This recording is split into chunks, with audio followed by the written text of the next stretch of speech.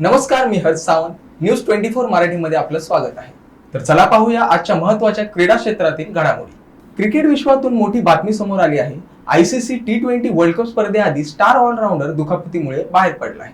त्यामुळे टीमला मोठा झटका लागला आहे. T20 वर्ल्ड कप 2024 ला जून पासून सुरुवात होणार असून एकूण 20 संघ या स्पर्धेत सहभागी होणार आहेत. टीम इंडिया रोहित शर्माच्या नेतृत्वात ICC T20 वर्ल्ड कप स्पर्धेत खेळणार आहे. तसेच टीम इंडियाची पहिली तुकडी वर्ल्ड कप साठी USA मध्ये दाखल झाली आहे. ICC ने सोशल मीडियावरून मोठी बातमी क्रिकेट चाहत्यांसाठी शेअर केली आहे. यजमान वेस्ट इंडिज क्रिकेट टीमला मोठा झटका बसला आहे. विंडीजचा अनुभवी आणि उंचपुरा ऑलराऊंडर खेळाडू जेसन होल्डर दुखापतीमुळे स्पर्धेतून बाहेर पडला आहे आणि ICC ने सोशल मीडियाद्वारे प्रसिद्ध पत्रकात याबाबतची माहिती दिली आहे. त्यामुळे जेसन होल्डर याच्या जागी ओबेद मकॉय याचा संघामध्ये समावेश करण्यात आला आहे. रिओ ऑलिम्पिक मध्ये भारताचं प्रतिनिधित्व करणाऱ्या दीपा करमारकरनं इतिहास रचला असून आशियाई स्पर्धेत तिनं सुवर्ण पदक मिळवलं आहे. देशभरात IPL फायनलची उत्सुकता शिगेला पोहोचलेली असताना भारताची जिम्नॅस्टिक दीपा करमारकरने इतिहास रचला आहे. दीपा करमारकरनं आशियाई चॅम्पियनशिप स्पर्धेत सुवर्ण पदक पटकावलं आहे.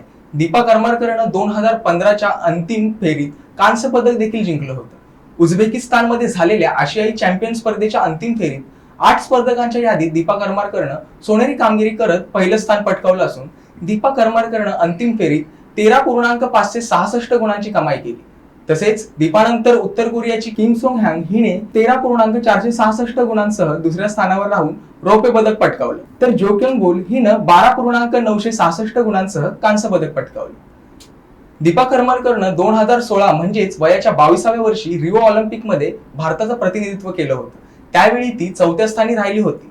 त्यामुळे तिचं ऑलिम्पिक पदक थोडक्यात हुकलं होतं. तसेच ग्लासगो येथे 2014 मध्ये झालेल्या राष्ट्रकुल स्पर्धेत दीपा करमारकरनं कांस्य पदक जिंकलं होतं. कोलकाताने हैदराबादच्या संघाला नमवत IPL 2024 चे विजेतेपद आपल्या नावे केले आहे. कोलकाता नाईट रायडर्स IPL 2024 चा चॅम्पियन संघ ठरला असून सनरायझर्स हैदराबादचा 8 विकेट्सने पराभव करत मोठा विजय नोंदवला. हैदराबादने KKR ला विजयासाठी अवघ्या 114 धावांचे सोपे आव्हान दिले होते. तसेच कोलकाता संघाने अवघ्या षटकात हे आव्हान सहज गाठले.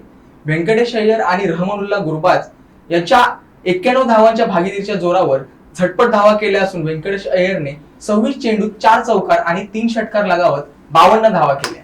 तर आंद्रे रसेलने 3 विकेट्स घेत चेंडूने चांगली कामगिरी केली. तर KKRच्या गोलंदाजांनी अंतिम सामन्यात चेंडूने हाहाकार केला. KKRने 10 वर्षांनंतर पुन्हा ट्रॉफीवर आपले नाव कोरले असून कोलकाताने तिसऱ्यांदा IPL चे विजेतेपद पटकावले आहे. यापूर्वी गौतम गंभीरच्या नेतृत्वाखाली KKRने 2012 आणि 2014 मध्ये ट्रॉफी जिंकली होती. चेन्नईच्या MS चिदंबरम स्टेडियमवर खेळल्या गेलेल्या अंतिम सामन्यात सनरायझर्स हैदराबादने नाणेफेक जिंकून प्रथम फलंदाजी करत 113 धावा केल्या. तर प्रत्युत्तरात कोलकाताने सहज लक्ष गाठले. अंतिम सामन्यात KKR संघाच्या गोलंदाजांच्या उत्कृष्ट कामगिरीनंतर संघाच्या फलंदाजांकडून अशाच खेळाची अपेक्षा होती. कोलकाता नाईट रायडर्स संघाची सुरुवात चांगली झाली नाही, ज्यात त्यांनी 11 धावांवर सुनील नारायणच्या रूपात पहिली विकेट गमावली, जो केवळ 6 धावा करत पॅट कमिन्सचा बळी ठरला.